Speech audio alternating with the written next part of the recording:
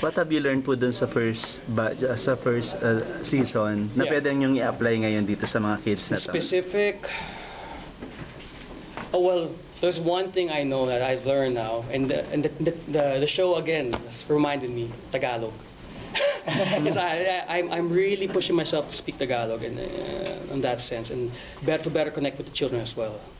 So, you know, because minsan it goes over their heads in coaching ko when I say something in English. Sometimes, paano yung coach? Ganun. So, and I need someone to speak to them to sort of, para we can sort of talk on the same level. And I've sort of learned to do it on my own, to sort of, you know, kneel and, di ba, and I've been practicing my Tagalog. I give myself a pat on the back for that. Yeah.